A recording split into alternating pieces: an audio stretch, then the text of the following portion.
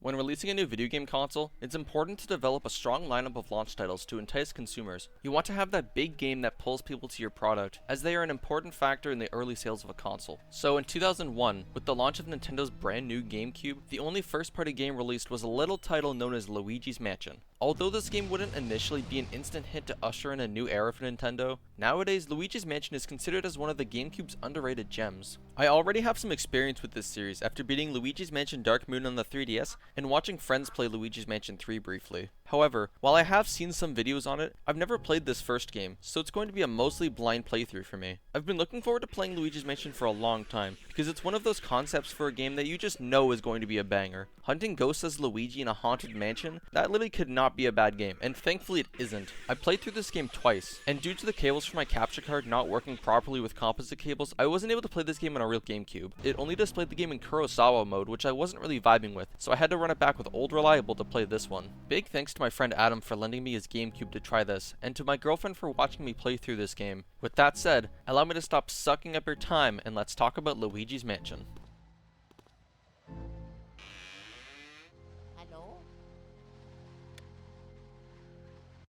As a launch title for the GameCube, Luigi's Mansion had the unique task of demonstrating the visual power of this new console. This game needed to be a graphical improvement from the Nintendo 64, and while I think later games in the console's life cycle highlighted its strengths better, most of Luigi's Mansion's models do a sufficient job of evolving these characters out of the 64-bit era. Luigi is given many different reactions and expressions to the insane shit he's experiencing, and it gives him so much character. I'm glad his first solo adventure took advantage of Luigi being in the spotlight to carve out his own unique identity from his brother. Other members of the cast including King Boo, Professor Gadd, Mario, and Bowser for spoiler reasons, all make their GameCube debut as well, which would become what many of their 3D models look like nowadays, even in the most recent Nintendo games. Although the N64 brought these characters into the third dimension, this was the first time they didn't look outright polygonal, and they're all great. Another standout for me in this game's visuals is that the environments in various sections of the mansion are all detailed and visually distinct. Each room in the mansion looks almost entirely different from one another, which prevents this game from feeling samey throughout its relatively short runtime. If every mansion room was a library or a study,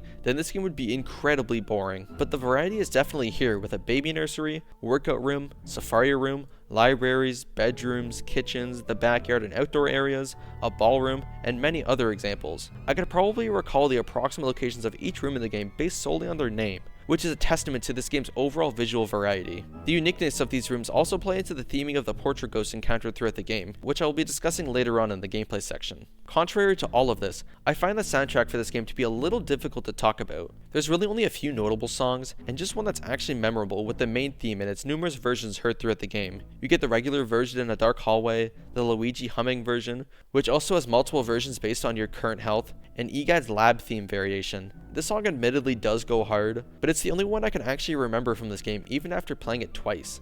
I do recall enjoying the training room and Game Boy horror call music though.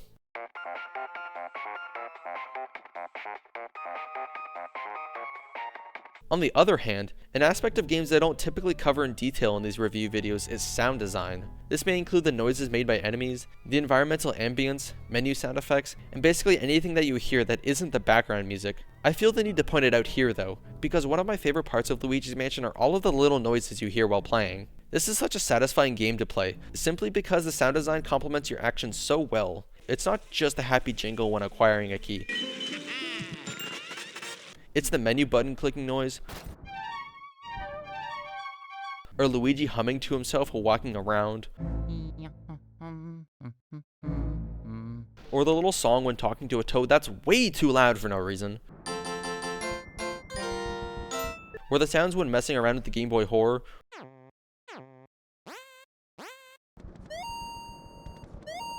or when you're getting a call from Gadd, or clicking the flashlight and using the vacuum. It's so many little things that seem generic and ordinary, but really do add to my overall enjoyment of this game. I often got distracted messing around with these sounds and needed to remind myself that my girlfriend was watching me play and probably wondered what the hell I was doing. I really only mention something like a game's sound design if it sticks out on my mind, and yeah, Luigi's Mansion killed it in this department. The story opens with Luigi finding out he won his very own mansion in a contest he didn't enter, which should have raised some alarms, but he didn't seem to care much. Luigi decides to pull up to this mansion and quickly finds out that it's been overrun with ghosts. He then encounters the GOAT, Professor Gadd, who's busy trying to suck up a ghost with his own invention, the Poltergust 3000. Gadd then escorts Luigi out of the mansion to his lab to lore dump the game's plot, explaining how the mansion is an illusion that just recently appeared out of nowhere, and that Mario has been trapped there by King Boo. The group then discusses a game plan for ridding this place of its supernatural shenanigans, nominating Luigi to be the perfect candidate to suck up ghosts. If I imagine Gadd asking Luigi about this mansion contest, all I can think of is the scene from Harry Potter and the Goblet of Fire, where Dumbledore pins Harry against the wall and calmly asks him, "Did you put your name in the mansion contest?" After doing some basic tutorials with the Poltergust 3000 and the new Game Boy horror, Luigi is sent off to work the graveyard shift at this bum-ass mansion, capturing portrait ghosts and saving his brother from King Boo. That's a fairly basic overview of this game's story setup. It's not the most revolutionary plot or anything, but for this game, it gets a solid thumbs up from me. Luigi's mansion takes place inside of a single location, being the mansion that Luigi supposedly wins in a contest that he never entered. The game is broken up into 4 areas, with different checkpoints that slowly open up more sections of the mansion. The main goal in each area is to hunt down the various portrait ghosts that have escaped containment, with the final ghost being some kind of boss fight. In between hunting these high priority targets is the bulk of the gameplay in Luigi's mansion, focusing on exploration and ghost busting with a pinch of puzzle solving and secret hunting. All of these aspects play into one another so seamlessly that you find yourself getting into a good rhythm during your playthrough. Much of the exploration in each area is a linear path, where you move from room to room progressively earning more keys to open up more of the mansion. There are occasional breaks in the regular gameplay loop, such as looking for boos or a power outage during the last area, but most of the time it's never much of a challenge figuring out where to go next. Individual rooms may have some short puzzle, but otherwise a typical room involves opening it with a key, defeating all of the ghosts to turn on the lights, searching for any boos, then vacuuming everything in sight to find treasure. Sucking up every ghost also usually rewards you with a chest containing a key, which will have its corresponding door marked on the Game Boy horror map, thus continuing the cycle. Although the core loop remains formulaic throughout the game's short-ish runtime, there are several aspects that keep it feeling fresh from start to end. One of these is the game's simple but satisfying combat. Encounters begin usually upon entering a room, spawning a number of ghosts that vary from individual enemies to larger groups and waves. The earlier areas have very basic ghost types that try to sneak up on you with a knuckle sandwich, with some later ones slamming the ground with a shockwave to mess up your kiting. You'll also encounter ghosts that grab onto you to slow or damage you, which is avoided by wildly spinning the left stick in circles. There are other special varieties that occur in certain rooms, like ghosts that are only visible in mirrors or by their shadows, or a garbage can ghost that throws bananas to trip you up. There are also masked ghosts, ceiling ghosts that throw crap at you, ghost mice, ghost bats, and finally elemental ghosts with certain weaknesses.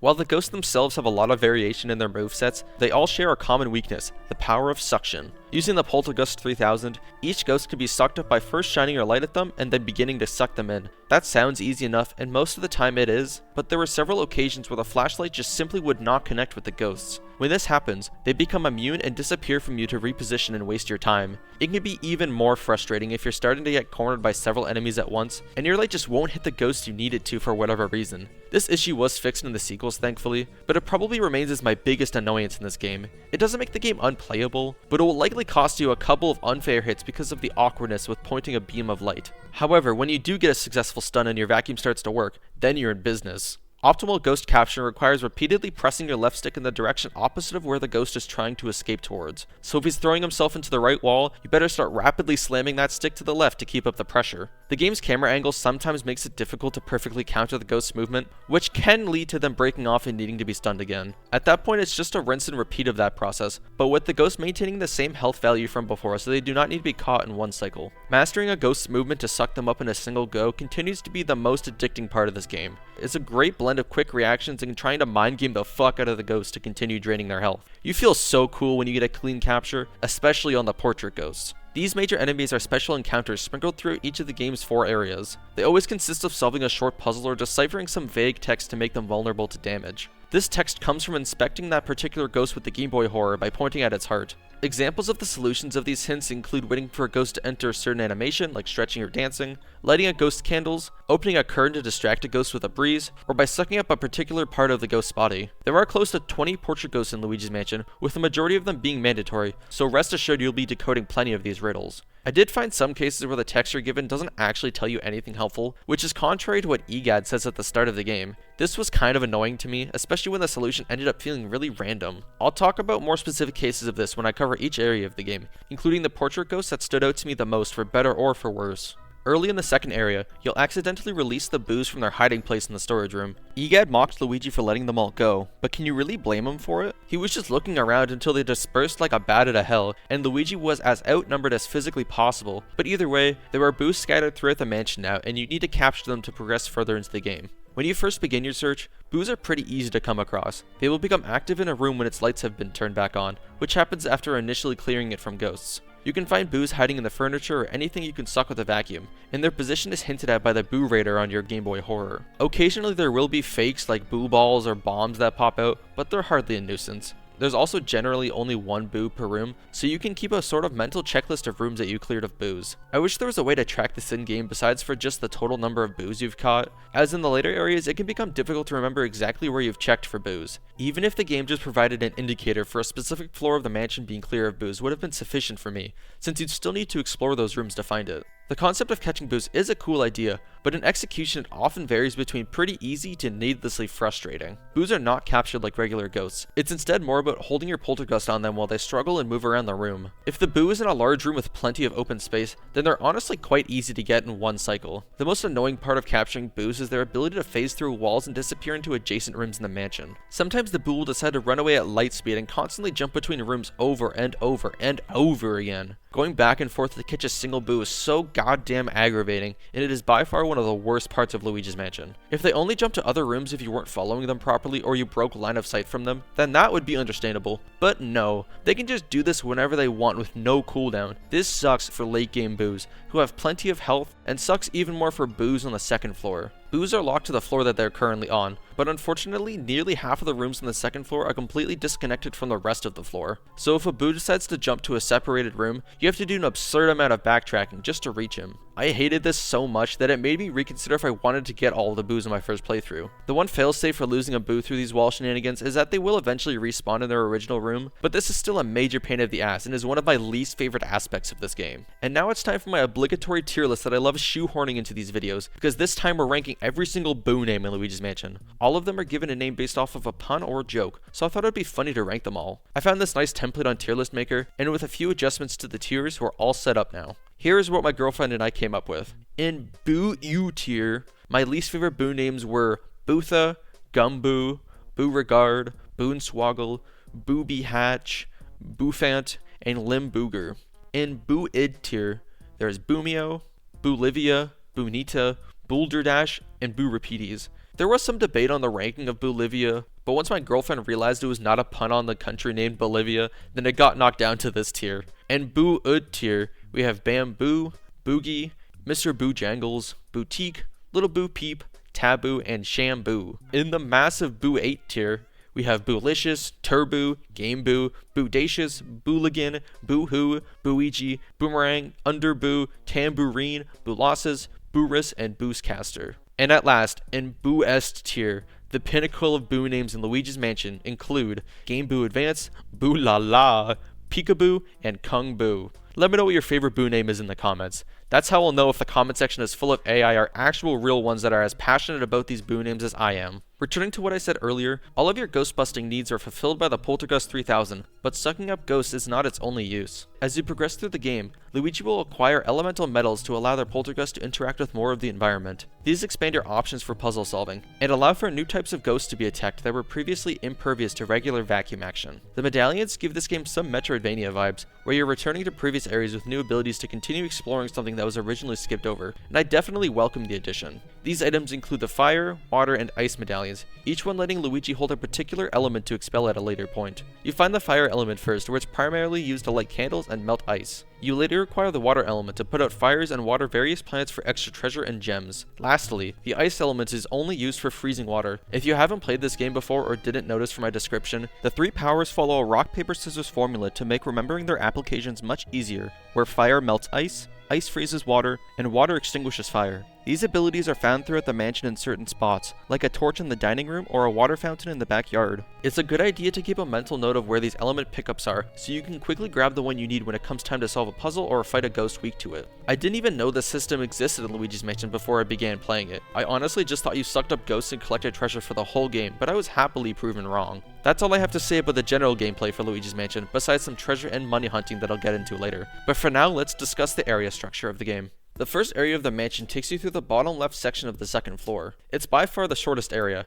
and is where you're first introduced to the core gameplay loop and the combat against regular ghosts, portrait ghosts, and your first official boss fight. This area is overall very linear, and you can really only go through one main path, initially leading you to the toad surrounded by plants, and then to the first set of portrait ghosts. The first one, Neville, is a perfect example of the hint from inspecting them with the Game Boy Horror telling you jack shit. He taunts you for not being able to see him, so my first thought was to stand behind him. However, according to the Super Mario Wiki, you just need to wait for him to yawn and stretch, which makes his heart vulnerable. But on the other hand, the second ghost, Lydia, comments about spending too much time in front of the mirror, so it makes sense to make her get up from her seat. So you mess with the drapes to cause draft, and bam, she stands up and her heart is exposed. I don't appreciate the inconsistencies with the helpfulness of these hints. Nintendo should have committed to all or nothing here. Each of these portrait ghosts drop keys to chain one room to the next in a linear fashion, leading you to the nursery where you'll find a sleeping baby named Chauncy. Inspecting him shows that he's dreaming about his rocking horse, so messing with it will wake him up. After getting over the awkward vacuum pointing controls and shooting him with a ball, he hits you with the Jujutsu Kaisen domain expansion for a one-on-one duel. This boss fight is fairly simple and a decent first impression for the ones to come later. He launches rocking horses at you that are pretty easy to dodge, followed by dropping balls around the arena until one remains on the ground, which needs to be sucked up and shot back at him. Then the damage phase starts until Chauncy breaks away from you and repeats the cycle. Most players like myself will beat this in 3 or 4 phases, but using speedrunning methods it's possible to get him in just 2 or even 1 phase if you're insane at the game. But either way, sucking him up will drop the key for the next area and send you back to Gadd's lab, ending the first section of Luigi's mansion. The second area focuses heavily on the first floor of the mansion. The game doesn't immediately tell you where to go here, so you need to explore different rooms that are unlocked on the map until you find the bathroom where a key is sneakily hiding on top of a shelf. This leads you to the ballroom, with some Shy Guy ghosts and the dancing couple portrait ghost. Once again, you're given a nonsensical hint that doesn't say anything. To this day, I still do not know what you're supposed to do to expose their hearts.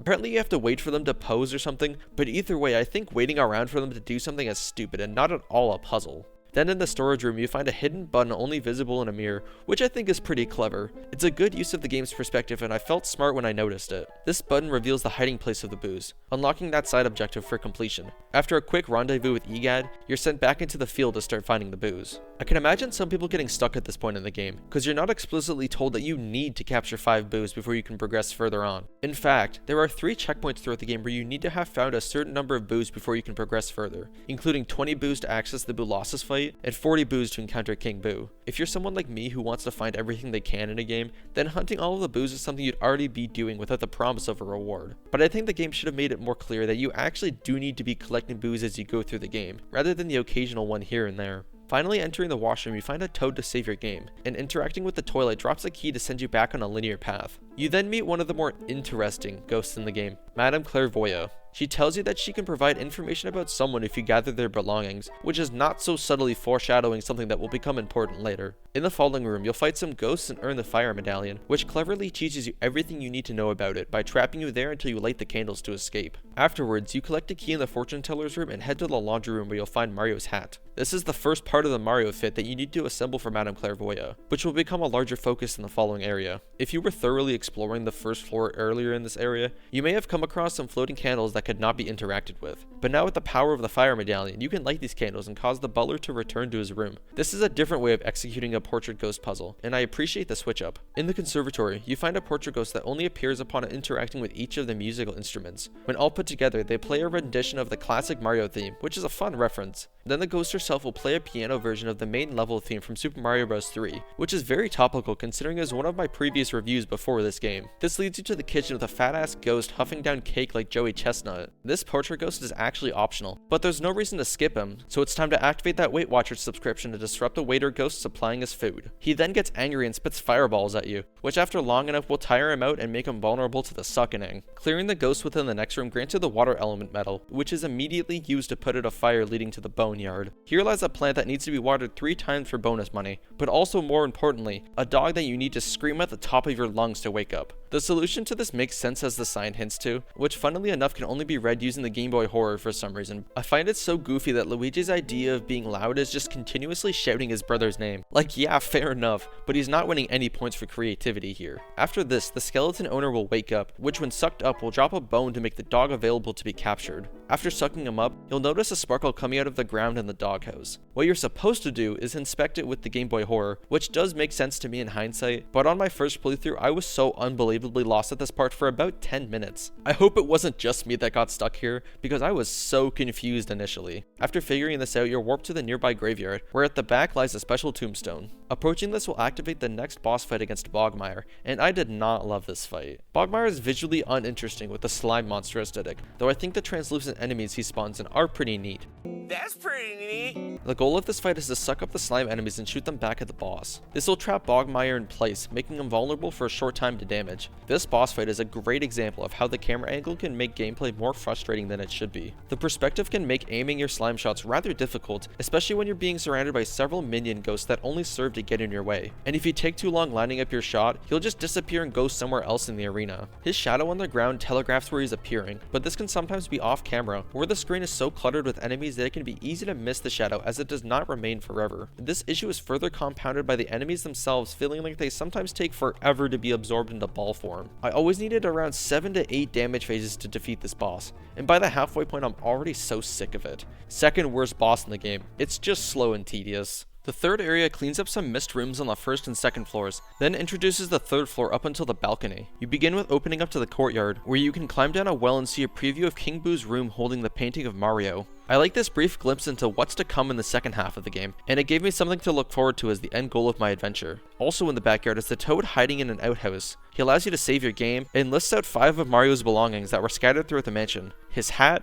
glove, shoe, a letter, and a star. The hat was already found in the laundry room, so your task in Area 3 will be to find the rest and bring them to Madame Clairvoyant. While you're still in the courtyard, you have to interact with the birdhouse here to drop the letter, which I know would have left me dumbfounded had I not already been sucking up everything in my path. Finally, leaving the courtyard brings you to the rec room with the Jimbro portrait ghost. His puzzle actually kind of makes sense, with needing to pull back on a punching bag and release it to hit him. Bringing water upstairs and extinguishing the fire blocking a door leads you into a room containing the ice element metal, which is very underutilized in the puzzles. In Nana's room, you can knock out some yarn balls in a bowl and launch them back at her to expose her heart. This looks pretty funny when she's whipping around the rocking chair trying to snipe you during this. You can also find another portrait ghost taking a shower in a bathtub across the hall, which you defeat by dousing her in ice to cool down her spa experience. On the right side of the second floor is the Astral Hall, where you light some candles and suck up a few ghosts to reach the observatory. This is one of my favorite rooms in the game because 1. I love space and literally have a degree in astrophysics, and I'm getting another degree in astrophysics, and 2. This room is extremely random and its existence makes zero sense. If you look into the telescope, a hidden wall will fade away and reveal a path into space. Out here, you need to suck up a falling star and shoot it at the literal moon. The camera perspective here can make this a little challenging, but you only need to hit it once before it blows up. This is a clever reference to the Black Ops 3 Zombies map to Reisendrak, and I applaud Nintendo for being brave enough to put this in the game. What's happened to you, Edward? Destroying the moon creates a magic path to Mario's star, which is a really nice visual. Returning to the hallway leading to Chauncy's room with a key opens up the twins' room. The twins will ask you to play a game where they each hide in a present box, and you have to select the correct one. You can determine which one these are by sucking or blowing an element at them to see if they shake. After exposing the pair, they'll start riding around on vehicles to take you down, with one flying in a plane dropping bombs and another driving a car. You have to suck up their vehicles to knock them onto the ground to become damageable, and it becomes very hectic very quickly. This felt more like controlled chaos since they didn't move too unpredictably, so I appreciate the challenge here. And it ends with retrieving Mario's shoe, so yay, progress. Also on the first floor are the billiards and projection rooms, leading to an optional portrait ghost just hanging out playing pool, and more importantly, Mario's gloves. You now have to sit through probably my least favorite part of this entire game, where you slowly give Madame Clairvoyant each part of the Mario ensemble individually, and listen to her yap about things that you could have easily put together yourself. I shit you not, this goes on for 3 minutes, and you have to actively be clicking buttons to advance the dialogue, unlike a cutscene which will play on its own. The only new information is with King Boo doing something suspicious with reviving Bowser, but I'm sure that won't come up later or anything. It's extremely boring and I can't believe people said this was fine to put in the game. What a pace breaker. You then suck her up and head up to the third floor, where a group of ghosts are waiting to ambush you in the safari room. I hope you happen to have the ice element on you, because one of these ghosts need to be frozen before damaging them, otherwise you have to backtrack for it. Clearing out these enemies opens the door to the final section of the area, where Boo Lossus awaits. This is by far my least favorite boss in the game. I like the idea of it being the combined strength of 15 Boos to form a larger Boo, but the fight itself just isn't that interesting. You have to bait him into impaling himself with a unicorn statue's horns so he pops like a balloon, which scatters the Boos. At this point, you need to freeze each individual Boo so they fall to the ground to be sucked up by your poltergust. The fight starts easy since there's a high density of Boos to hit with the Ice Blast, and the fully formed boss moves slower. But as you suck up more Boos, the boss gets faster and the Boos aren't as easily frozen. This is especially annoying when there's just a couple of Boos left and they keep running away from you, so it's impossible to hit them. Then they reform and you have to re-pop the boss. This was more frustrating than anything for me, and is one of the greatest examples of just how clunky the camera perspective and vacuum aiming controls can be. The fourth area covers the remainder of the second floor, as well as the entire third floor and basement. You return to the terrace area and take up a part-time job as a botanist for some extra money and gems that come from watering the plants around the perimeter. As you attempt to leave through the newly unlocked door, lightning strikes the mansion and causes a power outage. With the lights out in the whole building, ghosts begin running rampant and have a chance of appearing in any room or hallway. This means that Luigi will get jump scared constantly as you walk through at the mansion, stopping him in place and slowing you down. This section is honestly quite annoying, and the only saving grace is that it ends relatively quickly. I was initially worried that the entire final area would be like this, but thankfully that was not the case. You walk to a nearby room where 2 landline phones are ringing.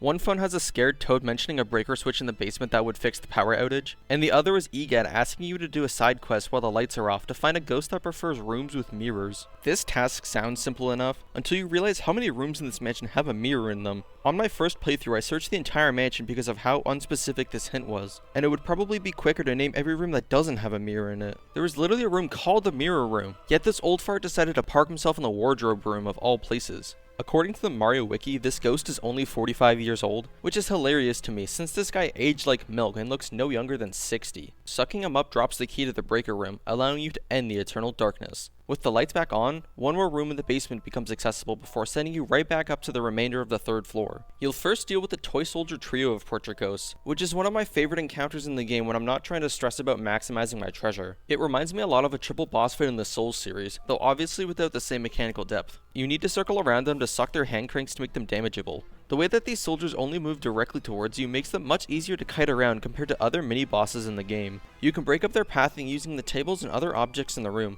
allowing you to separate the group and tackle an individual soldier more easily. This fight feels like there's real strategy involved, and I greatly appreciate it compared to some other fights that are no more than a mess of ghosts coming from all directions without organization. After turning these guys into war veterans, you can walk into the toy castle at the back of the room and reach the roof. Up here are a group of Shy Guy ghosts dancing around a campfire, which is a fun visual that leads to an all-out brawl. With so much time spent inside the dusty rooms of this mansion, it's nice to go outside even for a brief moment. There are 2 elevated platforms on this roof, one for a key to the rest of the third floor, and another that drops you into a secret treasure room. This is one of 2 hidden rooms in the mansion, and it leads to optional rooms with more treasure and portrait ghosts. Returning to the third floor, you now have access to the armory. This is one of the most awkwardly shaped rooms in the mansion, making it a nightmare to eventually capture the Boo found here. This leads to the optional ceramic studio with a minigame similar to Whack-A-Mole. A ghost will pop out of various pots in the room, and you need to freeze them before they disappear. This game isn't too bad, and can only be failed if the camera perspective messes with your aiming and you miss the ghost entirely. However, you only need to tap the ghost with the ice ability rather than keeping it held on him, so it's fairly forgiving.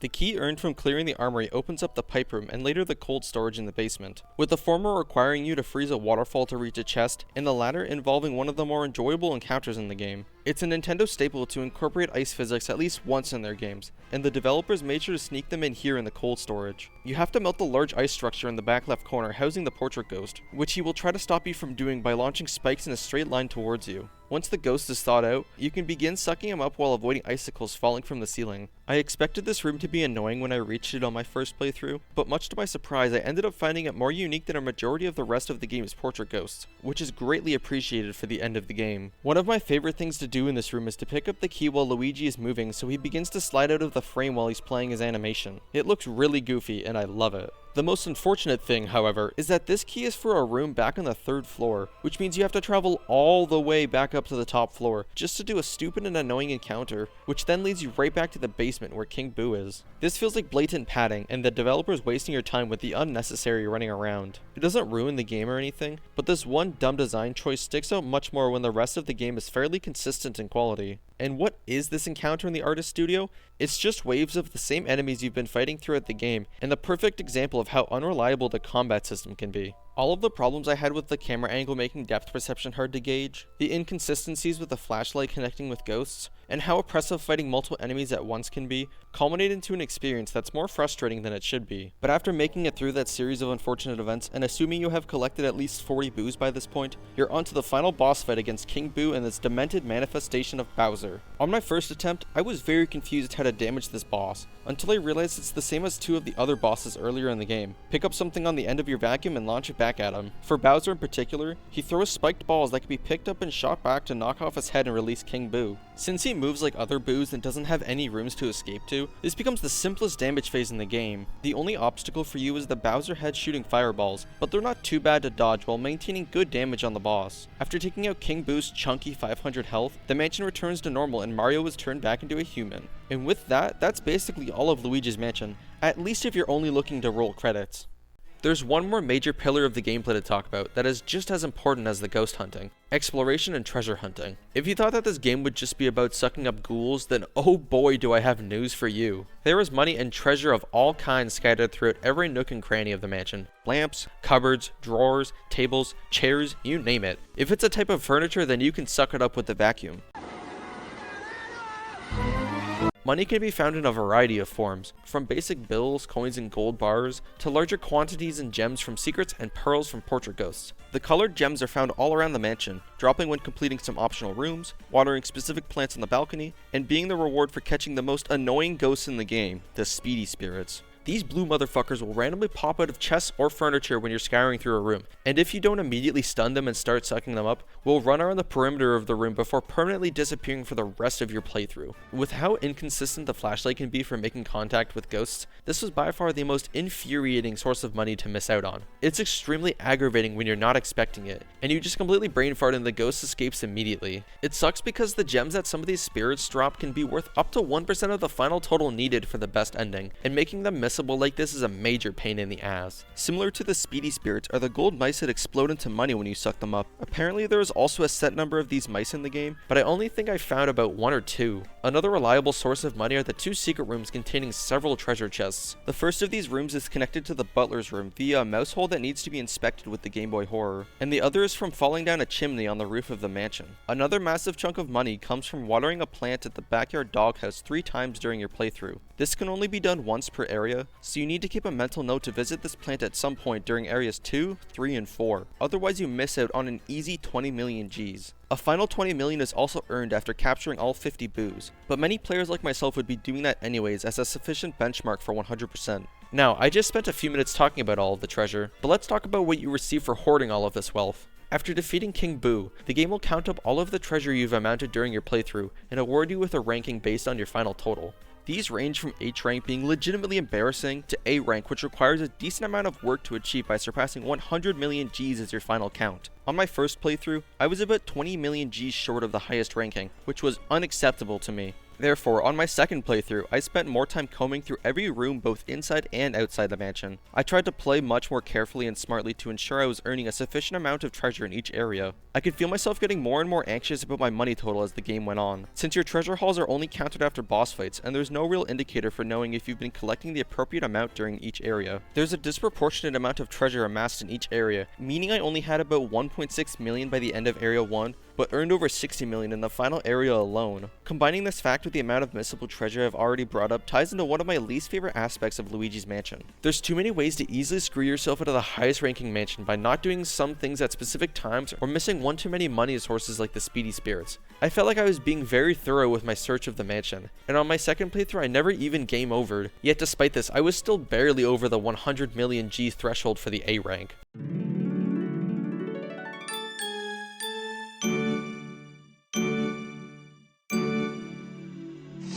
This shit means something to me, man. While some people might say this promotes additional playthroughs, I don't entirely agree. I understand the sentiment, especially since this game already isn't too long, but my second run, because I missed some sources of money that I had no idea existed, was played purely out of spite. I felt cheated after beating the game and seeing that I missed so much without even realizing. I do acknowledge that this is likely an unpopular opinion, but it's still something I can't avoid when thinking about how much I enjoyed this game. If the combat was more polished and it felt more consistent with stunning ghosts and capturing them in less phases, then this would feel more reasonable to me. Maybe it's a skill issue on my part, but there were many times where it didn't feel like that. Now, despite everything I just discussed with reaching 100% completion, there's actually much more than just capturing all boos and unlocking Fort Buscus. If you're a masochist weirdo that loves throwing controllers, then this game has you covered for its true 100% completion requirements. Collecting every boo is already a given, but there's an added objective of acquiring every single source of money in the game. This has been done before, and it amounts to an absurd 142,390,000 Gs. This means sucking up and interacting with every object that hides money, picking up every piece of money that drops from them, sucking up every ghost in the game, finding all of the secret mouse holes, watering all of the plants for extra money, sucking up every single portrait ghost in one go to maximize how many pearls they drop, as well as making sure to actually get them before they disappear, and a little something called not taking damage. Luigi will drop a little bit of money when he receives damage, so unless you can pick up everything that was dropped very quickly before it disappears, that money will vanish into the Shadow Realm, never to be seen again. Getting all of the portrait ghosts in one go also rewards you with gold portrait borders for each one in the gallery, which is technically a part of the 100% completion, but it's something you'll naturally do anyways if you go for the max gold run.